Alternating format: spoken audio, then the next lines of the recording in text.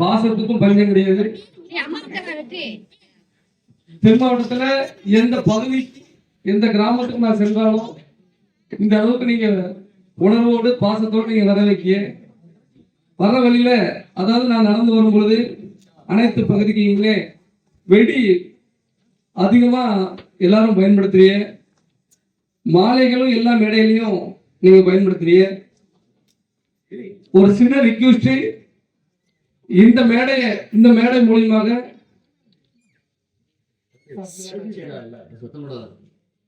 இந்த கலைஞப்பட்டியிலிருந்து இந்த இது ஒரு பதிவிடுறேன். என்னுடைய மக்கள்கிட்ட நிறைய வெடி வாங்கி அதை நம்ம கறியா ஆக்குறோம், அதை மாற்றுக்கிறது இல்லை. அது உங்களுடைய சந்தோஷம். எனக்கு வெடி போடணும் அப்படின்னு சொல்லி கொஞ்சமா வாங்கிடலாம். மாலைகள் அதே மாதிரி எல்லாருமே மாலைகளை வச்சு மாலைகளை வரிசைக்கு வர நடக்க எல்லாரும் போடுறாங்க. அதுவும் கொஞ்சம் கம்மி பண்ணிக்கலாம். இந்த பொருட்கள் எல்லாம் அதுல வரக்கூடிய காசை எனக்கு இந்த மாதிரிக்கு வெடிகள் அதிகமாக பயன்படுத்தோட, மாலைகள் அதிகம் பயன்படுத்தோட, இந்த மாதிரி மேடைகள் வரும்பொழுது இந்த நோட்டு பேனருக்கு பத்தினா நம்ம ஊர்லயே நிறைய குழந்தைகள் அரசு பள்ளிக்கெல்லாம் படிக்க போகுது. அதுல இந்த மாதிரி மேடைகள்ல நம்ம விழா நடத்தும் பொழுது நம்ம ஊர் பிள்ளைகளுக்கு அதை கொடுப்பதற்காக அந்த நோட்டு புத்தகம், அந்த பேக்கு, அதுல வரக்கூடிய அதுல மிச்சம் பிடிக்க காசு ரொம்பலாம் வேண்டாம். எனக்கு போடக்கூடிய அந்த மாலைகள், அந்த வெடிகள் வர காசுல அதை நம்மளுக்கு மேடையில வாங்கி வச்சு நம்ம ஊர் பிள்ளைகளை, அந்த கஷ்டப்பட்ட பிள்ளைகளெல்லாம் நம்ம கொடுத்து நம்ம அந்த நோட்டு பேனெல்லாம் கொடுத்தோம்னா காலகாலத்துக்கும் நம்ம பாப்பாக்கும் அது மிகப்பெரிய ஒரு ஆசீர்வாதமா அது இருக்கும். எங்களுடைய ஆசீர்வாதம், என்னோட ஆசீர்வாதம் என்னைக்கும் நம்ம மக்களுக்கு இருக்கும். மாற்றத்தில் இருந்தாலும் கல்வி ரீதியா இந்த மாதிரிக்கு பணங்களை இந்த மாதிரி மாலைகள்லையும் வெடிகள்லையும் பயன்படுத்திருப்பதெல்லாம் நம்ம ஊர் பிள்ளைகளுக்கு நோட்டு புத்தகம் பேனா வாங்கி கொடுக்கணும்னு எனக்கு ஆசை. அது இந்த கலைஞப்பட்டு மேடையில இருந்து தான் நான் சொல்லுறேன். தமிழ்நாடு முழுவதும் உள்ள என்னுடைய கிராம மக்களுக்கு, என்னை வரவேற்கக்கூடிய மக்கள், என்னை விழாவிற்கு கூப்பிடுற மக்கள் எல்லாத்துக்கும் நான் சொல்லுறேன். என்னை நீங்க வரவேற்கும் போது உங்கள் பகுதிகளில் அதே மேடையில ஏழை எளிய மாணவ மாணவிகளுக்கு இலவச நோட்டு புத்தகம் இதெல்லாம் வழங்குவதற்கு நீங்க ஏற்பாடு செய்யணும் அப்படின்னு நான் வேண்டிக் கொள்கிறேன். நான் நீங்க வெளிப்படாட்டாலேயோ நீங்க எனக்கு மாலை போடாட்டாலே நான் ஒரு நாளும் நான் வருத்தப்படவே மாட்டேன். அதுக்கு தாண்டி நீங்க இந்த மாதிரி விஷயங்கள், நல்ல விஷயங்கள நம்ம இப்பவுமே சின்ன பிள்ளைகளுக்கெல்லாம் நம்ம கற்றுக் கொடுக்கணும் அப்படிங்கிறத நான் இது ஒரு பதிவாக வைக்கிறேன்.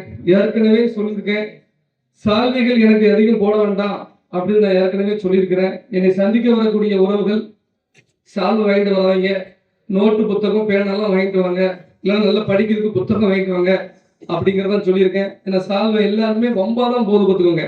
அந்த சால்வையால என்னன்னா அதை பயன்படுத்த முடியல. அப்போ பயன்படுத்தக்கூடிய பொருள் ஒரு சால்வை 200 ரூபா வரும் எனக்கு வாங்கிட்டு வர சால்வை. அப்போ ஒரு நாளைக்கு பார்த்தீங்கன்னா காலையில ஆரம்பிக்கிறாங்க. நான் 9 மணிக்கு குளிச்சுட்டு நான் ஆபீஸ்க்கு வந்தோம்னா 12 மணி வரைக்கும் நம்ம மக்கள் வர்றாங்க. அப்போ மக்கள் வரும்போது அந்த சால்வானது 100, 150 சால்வை, 300 சால்வை குமிஞ்சிருக்கு பார்த்துக்கோங்க. அது மறுபடியும் அந்த சால்வை நம்ம பயன்படுத்த முடியல. அதுக்கு பதிலாக இந்த பேனா நோட்டு புத்தகம்லாம் வாங்கிட்டு வந்தீங்கன்னா போற இடம்லாம் இந்த மக்களுக்கு இந்த கார்ல வச்சு கொடுத்துக்கிட்டே இருக்கணும். அதுதான் ஒரு சந்தோஷமா இருக்கும். இந்த மேடையில நீங்க இப்ப வரும்போது நிறைய செலவு பண்ணிருக்கீங்க. அதை பார்த்துட்டு எனக்கு தோணக்கூடிய ஒரு விஷயம், இது நாளைக்கு சமூக வலைதளங்கள்லையும் அனைத்து ஊடகங்கள்லையும் இந்த பதிவுகள் போகும். தயவுசெய்து என்னுடைய முக்குளந்த சமுதாய மக்கள், என்னை வரவேற்கக்கூடிய மக்கள் அனைத்து கிராமங்களிலும் நான் சொன்ன இந்த விஷயத்தை ஃபாலோ பண்ணணும் அப்படின்னு சொல்லி தாழ்மையோடு கேட்டுக்கொள்கிறேன். கலிங்கப்பட்டி ஏற்கனவே நான் போன ஊரு தான். உண்மையிலே இந்த மக்கள் மறக்க முடியாது. நிறைய எண்ணற்ற அதிகாரிகள் நிறைஞ்ச ஊரு அப்படிங்கிறதையும் நான் கேள்விப்பட்டேன். நிறைய இளைஞர்கள் படித்துட்டு நீங்க ராணுவத்திலையும் காவல்துறை இருக்காங்க அப்படிங்கிறது கேள்விப்பட்ட ரொம்ப சந்தோஷமா இருக்கு. பாசமிகு அண்ணன் மாரிசாமி பண்டியன் அவர்களுடைய இல்ல விழாவிற்கு நான் வந்ததை நினைத்து மிகவும் பெருமை அடைகிறேன். எப்படியாவது வந்துடணுமே அப்படின்னு சொன்னாரு. இப்போ வர வழியில 2 ஃபங்க்ஷன் போயிட்டு வந்தேன். அங்கேயும் நிறைய வண்டி, சாரட்டு வண்டியெல்லாம் எடுத்து வச்சிருக்காங்க ஊர்வலமா கூட்டு போறதுக்கு. ஆனா மழை வந்ததுனால அதெல்லாம் அதெல்லாம் வேஸ்டா இருக்குன்னு நினைக்கிறேன். எனக்கே மனசு கஷ்டமா இருந்துச்சு. உண்மையிலே அது போன்ற என் மேல இந்த அளவுக்கு நீங்க எல்லாரும் உசுரத்தை நினைச்சு நான் சந்தோஷப்படுறேன், மகிழ்ச்சி அடைகிறேன்.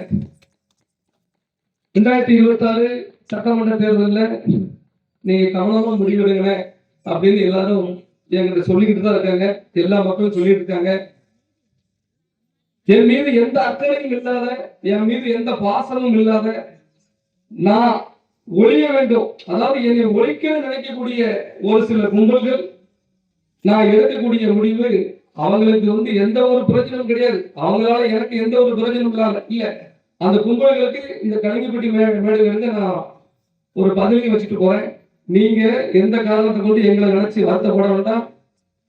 எங்களுடைய முடிவுகளை நீங்க விமர்சனம் பண்ண வேண்டாம். ஏன்னா என்னுடைய மக்களுக்கு என்ன செய்யணும், என் மக்களை எப்படி பாதுகாக்கணுங்கிறது எனக்கு தெரியும். 24 மணி நேரமும் அந்த சிந்தனையில மட்டும்தான் நான் ஓடிக்கிட்டே இருக்கேன். உடல்நிலை சரியா இருக்கோ இல்லையோ, ஆனா பிரச்சனை இந்த மணிக்கு ஆபத்து அப்படின்னு சொல்லி வரும்பொழுது என் மக்கள் எனக்கு தான் அடிக்காங்க. அந்த மாதிரி விஷயங்கள்ல நான் என் மக்களை பாதுகாக்கணும், எப்படி கரை சேர்க்கணுங்கிறது எனக்கு தெரியும். அதனால என் மீது அக்கறை இல்லாதவங்க, என் மீது பாசம் இல்லாதவங்க எல்லாம் சமூக வலைதளங்கள்ல ஒரு சில பதிவுகள் வச்சிருக்காங்க. எங்க ஐயா பசுமன் முத்துராமலிங்க தேவரும் எம்பெருமான் முருகப்பெருமானும் என்னன்னைக்கு எங்களோட தான் முழு ஆசீர்வாதத்தோடு தான் களத்துக்கு வந்திருக்கேன். அதனால இவங்களுடைய பாச்சா பழிக்காது. அந்த என் மக்களும் அதை ஏற்றுக்கிட மாட்டாங்கன்னு எனக்கு தெரியும். அதனால நீங்களும் எந்த முடிவு இசைக்கராஜா எடுத்தாலும் எல்லா கிராமத்திலிருந்து எனக்கு போன் வரத்தான் செய்யுது. என்னுடைய பெண் பிள்ளைகள் எனக்கு கால் பண்ண தான் செய்யறாங்க. எல்லாத்தையும் நான் சரி பண்ணிட்டு தான் இருக்கிறேன். அதுல மாட்டுக்கிறதே கிடையாது. எந்த முடிவு எடுத்தாலும் ஒரு திருப்பி எல்லாரும் நீங்க ஏற்றுக்கிட்டு தான் செய்யணும் அப்படிங்கறத நான் பதிவு பண்ணியிருக்கேன். அதுக்காண்டி உங்களை பாதாளங்களில் கூட தள்ளதுக்கு ஒரு காலமும் நான் முடிவு பண்ண முடியேன். அதனால எல்லா விஷயத்தையும் கடந்துதான் போய்கிட்டு இருக்கிறேன். தினந்தோறும் அன்றாடம் இந்த பெண் பிள்ளைகளை பத்தி பல்வேறு விஷயங்களை பதிவு செஞ்சுட்டு தான் வந்தேன். நேற்று முன்தினம் நாடார் சமூகத்தை சேர்ந்த அந்த 5 பசங்க மாணவர்கள் மீது எஃப்ஐஆர் போட்டிருக்காங்க. PCR case. நம்ம அந்த ஸ்கூல்ல படிச்சு விளையாடுவோம் தான். நம்ம காலத்துல படிச்சு விளையாடும் போது ஒரு திருப்பி சண்டை போட்டு விளையாடுவோம். அதுக்கு 5 நாள் 6 நாள் கழிச்சு அந்த பையனை கையில எடுத்து SC/ST ஆக்ட் போட்டு அந்த நாடார் பசங்க 5 ஒரு வாழ்க்கையை இன்னைக்கு கேள்விக்குரிய ஆக்குனாங்க. அதுக்கு கண்டனம் தெரிவிச்சு நாம ஒரு வீடியோ போட்டிருந்தோம்.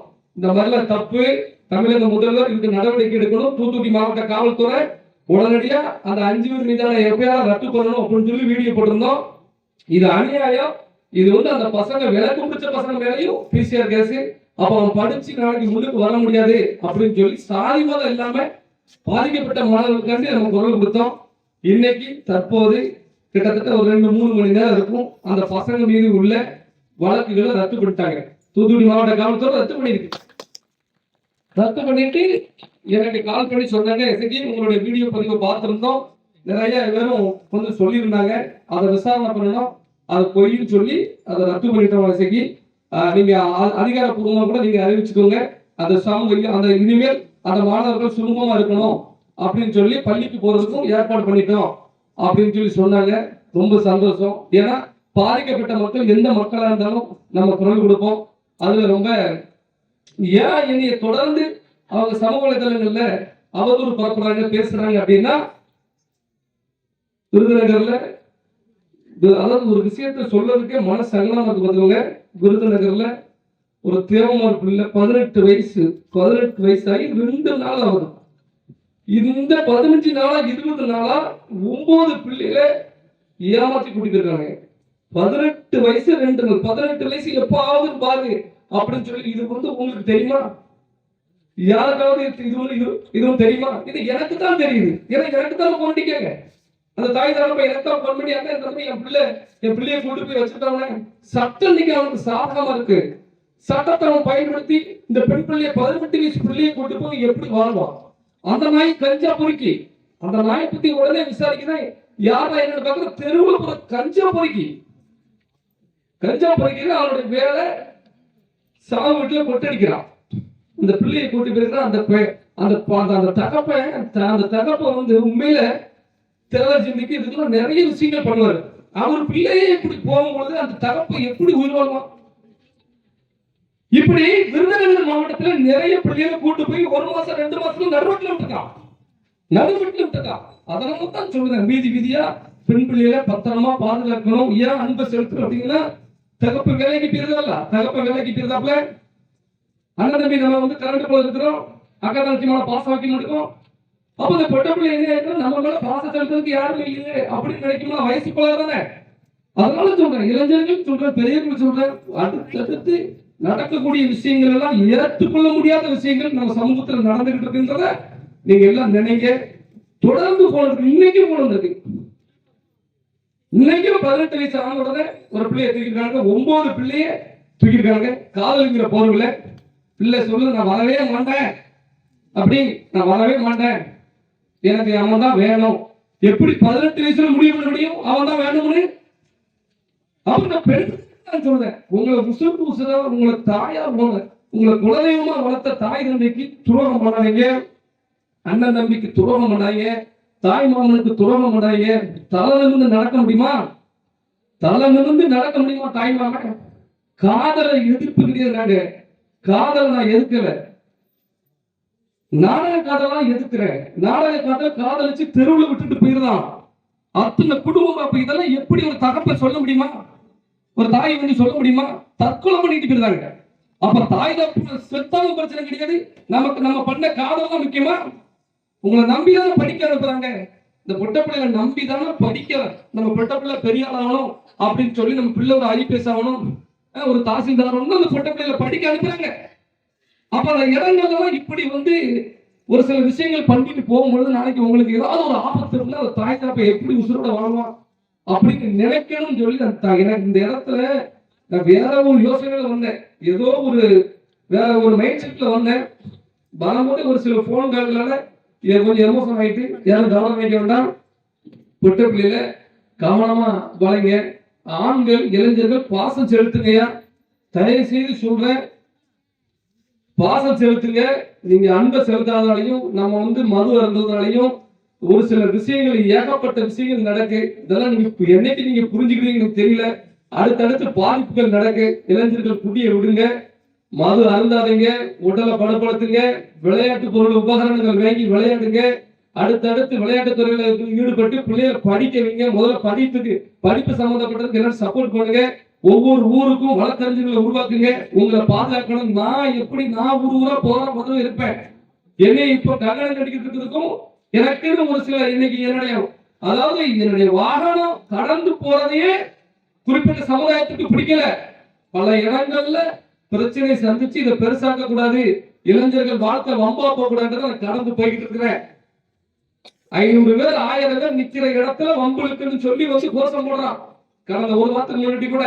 அப்போ இந்த சமூகத்துக்கு நல்லது சொல்லி தீங்கு விளைவிக்க கூடாது. நீங்க எல்லாம் இப்படி நல்லது சொல்றதுக்கு எனக்கு இவ்வளவு ஆபத்து, அப்படி நீங்க எல்லாரும் உணரணும். அப்புறம் நான் இருக்கும் போதே இந்த சமூகத்தை வழி நடத்துறோம் அப்படின்னு சொன்னா இளைஞர்கள் நீங்க ஸ்டெடியா தான்.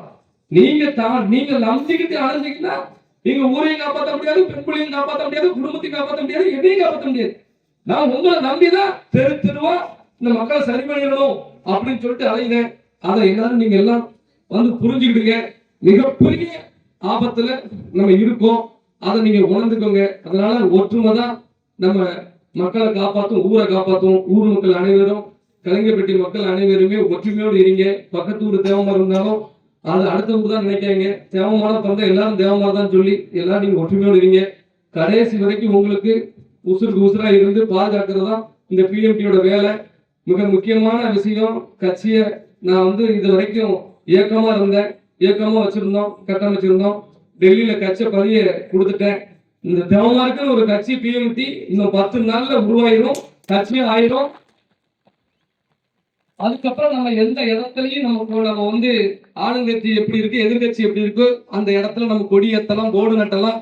மிகப்பெரிய ஒரு கட்டமைப்பை இதை இயக்கமா விட்டுட்டு போயிடக்கூடாது அப்படின்னு சொல்லிதான் அடுத்த தலைமுறைக்கும் இந்த கட்சி இருக்கணும் அப்படின்னு சொல்லிதான் டெல்லியில கட்சி பதிவு பண்ணி கொடுத்துருக்கிறேன். இந்த 10 நாள்ல பதிவில் வந்துடும், கொடி அறிமுறை நடக்கும். நான் காலத்துக்கு கரெக்டா தான் போயிட்டு இருக்கேன். கரெக்டா இந்த ஒரு கட்டமைப்போட கொண்டு போய் இந்த சமூகத்தை கட்டமைச்சிருந்து தான் போயிட்டு இருக்கேன். கொஞ்சம் கூட கவனம் செதறாம தான் இந்த சமூகத்தின் பணியை ஆட்டிட்டு இருக்கேன். நீங்க எல்லாம் எனக்கு உறுதுணையா நீங்க ஒண்ணு எனக்கு என்ன உறுதுணை தெரியுமா? வேற ஒண்ணு நீங்க ஒண்ணும் செய்ய வேண்டாம். நீங்க ஒற்றுமையோடு இருந்து சந்தோஷமா இருந்து உங்க ஃபேமிலியில குடும்பத்தை நல்லபடியா பார்த்துட்டா போதும். மற்றபடி எனக்கு நீங்க நல்லா இருந்தா குடும்பத்தை பார்த்தா எனக்கு போனே வராது. நீங்க கரெக்டா எல்லா ஊர்லயும் கரெக்டா இருந்து ஊரை கட்டமைச்சுக்கிட்டே அப்படின்னா எனக்கு போனே வராது. நீங்க தண்ணியை போட்டு இப்படி அப்படி சுத்தி போகக்கூடாது. இப்ப வரும்போது கூட தம்பி ஒரு 4 பைக்கு 5 பைக் வந்துச்சு. அதெல்லாம் தப்பு. பைக்ல வரும்பொழுது எழுத்தால் உள்ள வண்டி எல்லாம் இப்படி மறைக்கிறது வைக்கிறது, அப்ப சண்டே அப்ப நம்ம தான் இருப்போம். அப்படி செய்யக்கூடாது தம்பி. என்னைக்கு அப்படி பண்ணக்கூடாது. எனக்கு தான் கெட்ட பேர் வரும். எசைக்கராஜ் அங்கிருந்து வரோம் வண்டி நம்ம பாட்டு வர வேண்டியது தம்பி. நம்ம ஏரியா வரோம், நம்ம விழாவுக்கு வரோம், ஃபங்க்ஷனுக்கு வரோம். அப்ப இளைஞர்கள் நீங்க இப்படி அப்படி நீங்களே அப்ப வர வழியில மாட்டு சமூகத்துக்கு அந்த ஊர் இருக்கும். என்னமா சொல்லு தப்பு ரைட்டா? அதுல 4 பேர் நின்றுட்டு இருப்பான். இல்ல என் ஊர்ல ஏன் ஆறு அடிக்கமா என் ஊர்ல அப்ப சண்டை வந்துட்டா அவன் இப்படிதான் சண்டை வருது. அதை செஞ்சிடக்கூடாது தம்பி. சாதாரண விஷயம் கிடையாது. நீ சமுதாயத்துக்கு தேவையான பிறந்துட்ட. உன்னைய தொட்டா அது சமுதாய பிரச்சனையா மாறிடும். அதை நீ மனசுல நினைங்க. தயவு செய்து என்னோட இருக்கக்கூடிய இளைஞர்கள், என்னை நேசிக்கக்கூடிய இளைஞர்கள் இந்த மாதிரி செய்ய விடாது தம்பி. நம்ம அந்த சண்டை போடுறதுக்கோ இதுக்கோ இப்ப தயார் இல்லை. ஆளாளுக்கு படிச்சு கிடைச்சு ஒரு முன்னுக்கு போங்க. அதுக்காக தான் தெருவா நான் வந்து கிடைக்கிறேன். உங்களை ஏதாவது ஒரு சப் இன்ஸ்பெக்டர் ஆக்கலாம், உங்களை ஏதாவது ஒரு தாசில்தார் ஆக்கிடலாம், விஓ வந்து ஆக்கிடலாம். அதுக்கு தான் இப்போ நான் ஓடிட்டு கிடைக்கிறேன். இப்படி எல்லாம் உங்களை ரவுடி ஆக்குறதோ உங்களை பிரச்சனை ஒரு பிரச்சனைவாதியில் ஆகுறது நான் விரும்பல. ஒரு ஊரில் இருந்து அந்த ஊர் நல்ல ஊரா இருக்கணும், அமைதியா இருக்கணும். அந்த ஊரில் உள்ள இளைஞர்கள் நல்லா இருந்தா தான் அந்த ஊர் நல்ல ஊர் பேர் எடுக்க முடியும். அதனால தயவு செய்து இளைஞர்கள் அடுத்தடுத்த கட்டத்துக்கு நம்ம நகரம் தம்பி. உங்களை நம்பிதான் பெண்கள் இந்த ஊர்ல இருக்காங்க. அதனால தயவு செய்து இளைஞர்கள் இனி எந்த தவறும் செய்யாம வைக்காம ஊர் கட்டுப்பாடோட நல்லா இருங்க. ஊருக்குன்னு ஊர் நாட்டாமே இருப்பாங்கன்னு நினைக்கிறேன். ஊர் நாட்டாம பேச்ச கேளுங்க, பெரியவர்கள் பேச்ச கேளுங்க. இனி வருங்காலம் நீங்க நல்லா இருக்கணும், நல்லா நம்ம பிள்ளைகளை பாதுகாக்கணும்னா இந்த ஊர் ஒற்றுமையா இருக்கணும்.